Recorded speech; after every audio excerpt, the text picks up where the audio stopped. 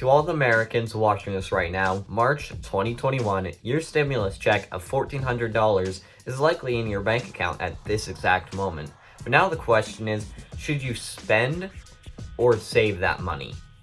Let's get into that.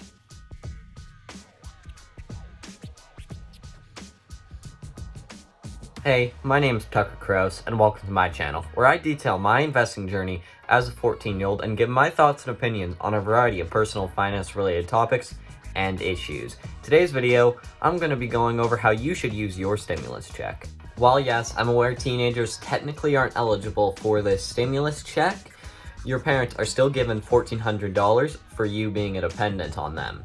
So let's say that they then give it to you, or you convince them to get it, or whatever it is. But if you're not American, this exact topic doesn't apply to you. So let's say this is how you should spend that $1,400 you found under the couch cushion.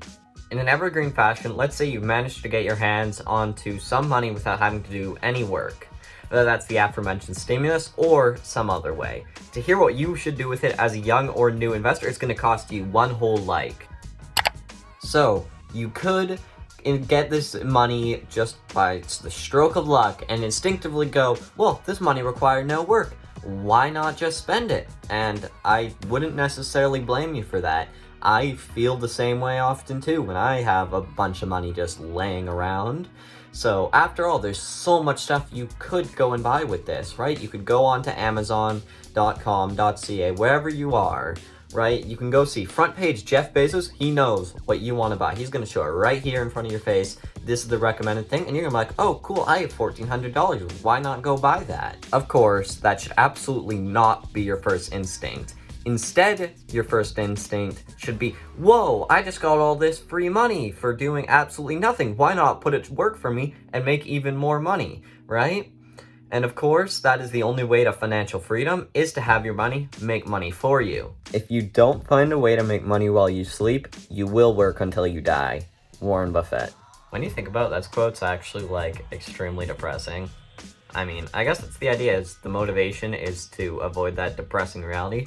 I guess that's why we're all going for fire, isn't it? On your screen is Dave Ramsey's investment calculator. If you invest that $1,400 into the S&P 500 at a 12% return for 30 years, it will turn into nearly $50,000. That initial $14,000 is minuscule compared to the growth. Of course, this is a generic example, but it's one that illustrates why you should invest that money. Investing that $1,400 is clearly better than spending it.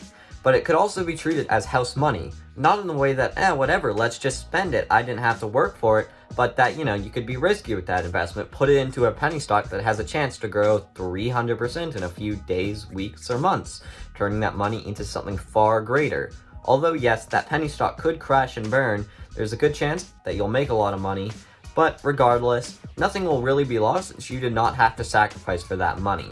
But spending it on something that'll be gone in just a couple days or worthless in a few years is a lot worse than just taking that risk of investing it or watching it slowly grow and having that patience. Well, shorter video today because it was a very simple question and a very simple answer, and I don't want to waste too much of your time. But if you enjoyed the video, be sure to drop a like if you did not earlier, which, come on, I told you it was going to cost one like for that information, and you better not steal.